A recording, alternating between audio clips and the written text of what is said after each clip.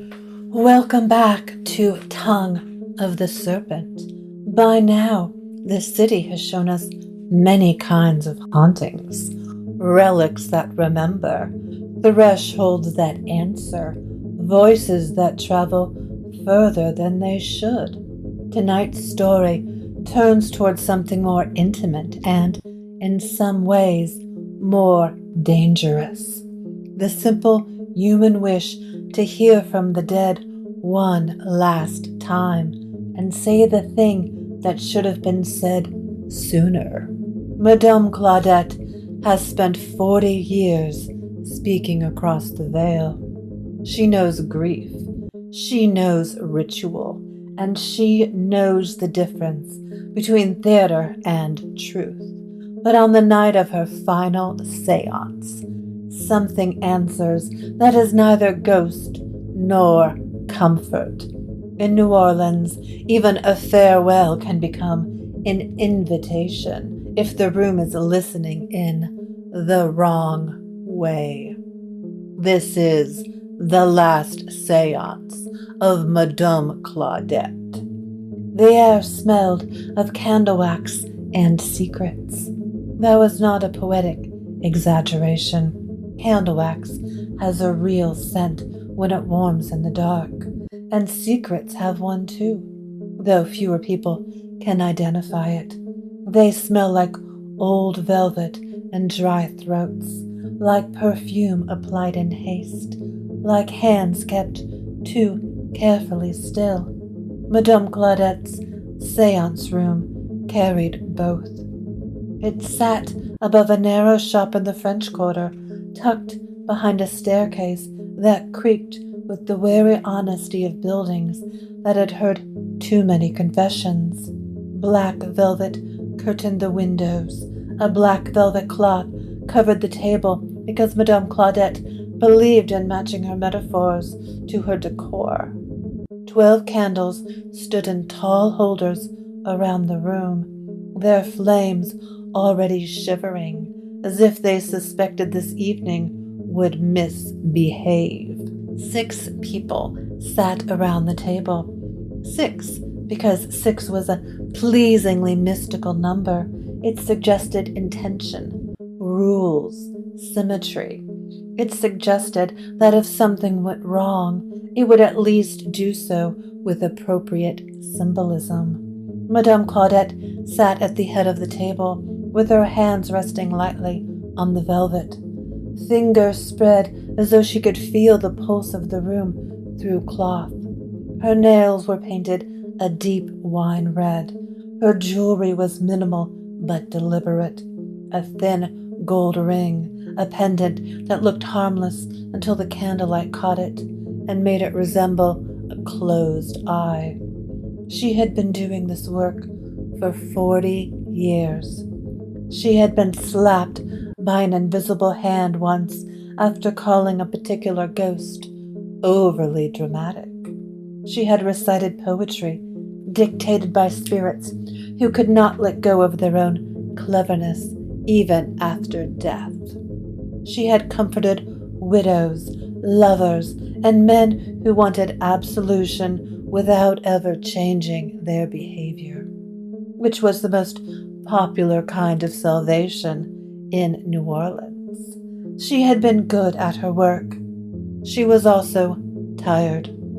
So this was to be her last séance. She had invited only a few people, selected with care. No drunk skeptics, no tourists treating the dead like a novelty act, only grief that had learned basic manners. A scholar with anxious eyes and a crisp shirt. A young woman twisting a ring around her finger until the skin beneath it flushed pink. A widower holding a photograph as though it might dissolve. A man with hollow cheeks and an unlit cigarette. He was at least decent enough not to light around open flame and velvet. And at the far end of the table sat Lucien Devereux, He did not look as though he belonged to any century anyone could name with confidence. He wore an immaculate suit that would have been at home in a Victorian drawing room, a modern penthouse, or a courtroom where the verdict was always guilty. His ginger hair caught candlelight like polished copper. His beard was luxurious and exact. He sat with his hands folded neatly before him, relaxed in the way only the truly dangerous can afford to be. Madame Claudette did not know why he had accepted the invitation. Some guests came for comfort. Some came for proof. Lucien, she suspected, had come because he already knew there was something to prove. She placed the planchette on the spirit board and looked around the table. "We begin with respect," she said. "Whatever answers because it chooses to. Do not demand. Do not mock. And if you feel the urge to be clever, swallow it." The man with the unlit cigarette looked mildly offended. Everyone else nodded. They joined hands. Madame Claudette closed her eyes and began in the old practiced way, voice low, steady, reverent without being naive. The room listened. Candlelight trembled along the black velvet and turned every face around the table into a steady and private ache. At first, it was ordinary, the sort of silence seance rooms always gathered when people wanted something badly enough to lend a room their beliefs. Candle crackle, a chair settling under weight, the scholar's pulse visible in the throat, the widower holding himself so rigidly it seemed one hard sentence might shatter him. Then the planchette moved, only a little, a slow drift under their fingertips. The young woman gave a small, involuntary gasp. Madame Claudette did not open her eyes yet. She had learned long ago that anticipation could fake half a haunting if you let it. "What spirit joins us?" she asked. The board spelled nothing clear, not a name, not a word, only a drag of motion, hesitant at first, then smoother, too smooth, as if it had learned the mechanism faster than it ought to. The planchette circled once, twice, stopped. The room changed. Madame Claudette opened her eyes. The candles had not dimmed exactly, but the light no longer seemed in charge. Shadows thickened in the corners, pressed closer with the patient curiosity of something hearing its own invitation arrive. The scholar's mouth went dry, so visibly it was almost theatrical. The young woman's ring had gone motionless under her fingers. The widower stared at the dark as though it might finally contain the one face he wanted back. Lucien alone remained undisturbed. Lucien looked calm. Although calm was too simple a word, he was attentive, which was worse. Madame Claudette felt it then. This was not a presence in the usual sense. This was not a ghost pressing at the room with grief or longing or unfinished business. This was something leaner, emptier, a shape made less of spirit than of desire, something that had noticed attention and come to feed. The air tightened. One of the candles guttered out, then another. The young woman made a sound in her throat. Madame Claudette kept her voice even. "Do not break the circle." The planchette slid again. No one appeared to be moving it. The widower whispered, "Martha?" The darkness in the corner shifted. It did not step forward, it merely gathered itself, and Madame Claudette had the terrible impression that if she stared at it, it would become more definite in gratitude. The man with the cigarette swore softly. The scholar's lips began moving with the vague rhythm of someone attempting prayer from memory and finding education had left him poorly prepared for actual fear. Another candle died, then another. The room narrowed around the table. The séance was no longer a room full of people inviting the dead. It was a room full of people being watched by something that had discovered the usefulness of human focus. Lucien reached into his pocket and withdrew a matchbook with a gold emblem stamped across it. He struck a match. The flame hissed to life, and in its tiny, steady circle, Madame Claudette finally understood the thing's nature. It was hungry. It was not hungry for flesh, or even for souls in the way cheap stories liked to imagine. It wanted witnesses, attention, definition. It wanted the room to outline it with their fear and curiosity until it could hold a shape. Lucien spoke softly, as if addressing an animal that had not yet decided whether to bolt or bite. Madame Claudette, close the circle. She met his gaze. His eyes were pale and endless, and looked almost bored, which was not the same thing as unafraid. Fear, with Lucien, seemed to be a private affair. I am, she said.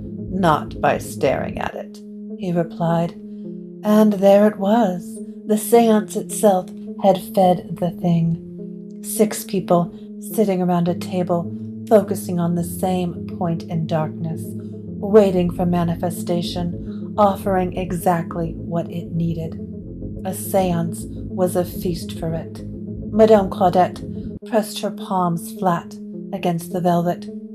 Close your eyes, she snapped. The guests hesitated. Now. 40 years of command sharpened her voice. One by one, they obeyed. The young woman's quiet crying softened once sight was taken out of the equation. The scholar shut his eyes too hard, as if trying to squeeze himself out of the room entirely.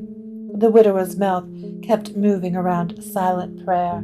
Even the man with the cigarette compiled, jaw tight with resistance. Lucien did not close his eyes. He watched with the match held steady, its light reflected in his gaze like winter. Madame Claudette began the closing words. She had said them 1,000 times. Tonight they felt heavier, more deliberate.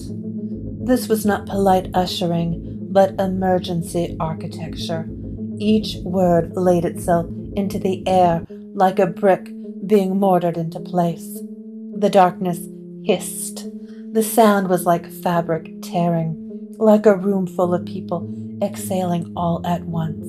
The pressure in the room increased, pressing at the edges of the circle, testing for weakness, hungering for one curious gaze, one broken rule, one eye opening at the wrong moment. The match burned lower in Lucien's hand. He did not flinch. Madame Claudette kept speaking. The last candle flared high and white hot. Then it went out, too. For one breathless instant, the room was absolute black.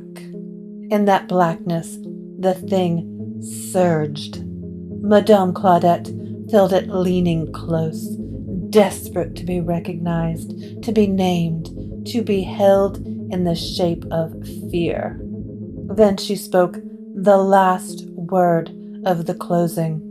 The darkness collapsed in on itself like a curtain dropped all at once. The candles reignited, all 12 of them, flaring back to life as if the interruption had merely been a breach of etiquette. Warmth returned in slow, cautious increments. The room became a room again. The velvet was only velvet. The spirit board lay innocent on the table, as innocent as a piece of carved wood can ever be after helping host an appetite. The guests opened their eyes. The scholar had gone pale enough to qualify as a minor haunting. The young woman wiped at her cheeks with shaking fingers. The widower gripped his photograph harder. The man with the cigarette stared at the board with a furious expression, as if personally offended by having been frightened. Lucien leaned back slightly and let the burnt-out match fall into a dish. "Well," he said, "that was dramatic." Madame Claudette looked at him. What was that? His smile was small and unreadable. "Something that was here long before us," he said, "and something that will be here long after." "You knew it might come." "I suspected." "You didn't warn me." "I did," he said mildly. "I attended." "I'm not sure that counts as warning." "You would be surprised what counts." The scholar found his voice first. "Was that a demon?" Lucien looked at him with the patience of a man correcting bad vocabulary. "No, demons have bodies, or at least ambitions. This thing has neither." The man with the cigarette asked, "Then what is it?" Lucien glanced toward the darkest corner of the room, now ordinary again, except for the knowledge attached to it. "An appetite," he said, "for attention." The young woman whispered, "It will come back." "Perhaps," Lucien said, "if it is invited." "No more invitations," Madame Claudette said. Lucien flicked his gaze toward her, and in it there was something faintly like approval. She stood, knees weaker than she liked, but she did not let the guests see that. "This séance is finished," she said. "There will not be another." No one argued. The scholar left without answers. The young woman left without hearing her fiancé's voice. The widower left without Martha. The man with the cigarette left looking as though he would like to sue the dark for misrepresentation. They all left with something else instead. The knowledge that darkness was not empty. It was full, and it listened. When the last guest had gone, Madame Claudette locked the door and leaned against it for a moment, breathing through the aftermath. Lucien remained seated as though the whole event had been tiresome rather than terrifying. "You're too calm," she said, his brows lifted. "I assure you, madam, I have other emotions available." "That thing enjoyed us." "Yes." "And you've seen it before." "Once or twice." She crossed her arms. "What does it do?" Lucien considered that with too much care to be comforting. "Sometimes it finds someone who cannot resist looking." "And then?" His expression remained annoyingly polite. "Then it becomes real enough to follow them home." Her stomach turned.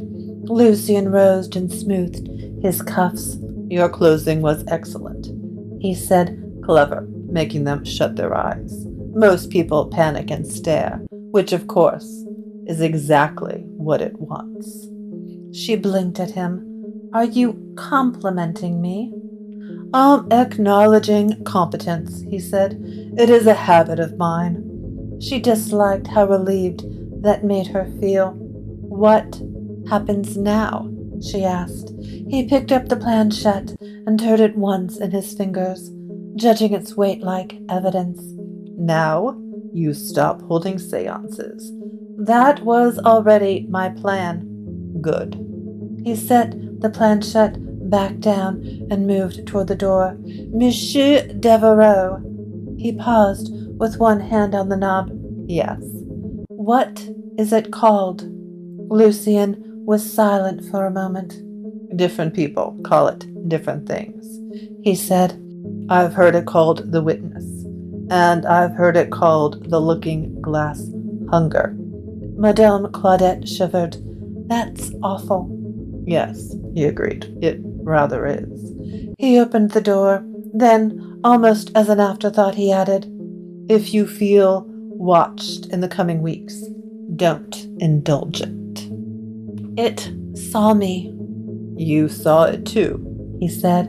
Then he left. Madame Claudette stood alone in the candlelit room with the spirit board, the velvet, and the chairs that had briefly become a mouth. She had meant for this to be her final seance because she was tired. Now it would be her final seance because she was afraid. She was not afraid of the dead, never of the dead. She had worked with the dead for decades. But that was not dead. That was hunger. She gathered the board and planchette and placed them in a wooden box lined with black fabric. She locked the box and hid the key where no one would think to search. Then she sat in the chair at the head of the table and stared at the candles until morning became sleep. That night felt too much like closing her eyes in the wrong way.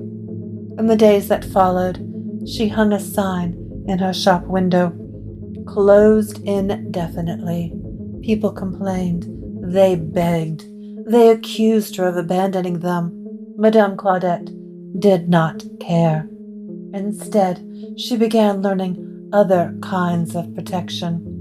Different rules, different doors, different ways of closing them. Once, a week later, she noticed a candle flame flicker at noon, though no wind had touched the room. Remembering Lucien's advice, she did not look into the shadow beneath the shelf where it trembled. Do not indulge it. Do not feed it. Some things, it seemed, only existed when observed. And New Orleans, as ever, was full of people foolish enough to look. You've been listening to Tongue of the Serpent. That was the last seance of Madame Claudette, a story about grief, attention, and the danger of opening a room with your longing before you've decided what deserves to enter. In New Orleans, not every hunger wants blood. Some want witness. Some want shape. And some grow teeth the moment you agree to keep looking. Until next time, be careful what you invite. Be careful what you name. And if the dark ever seems unusually interested in being seen, do yourself a favor and close your eyes first.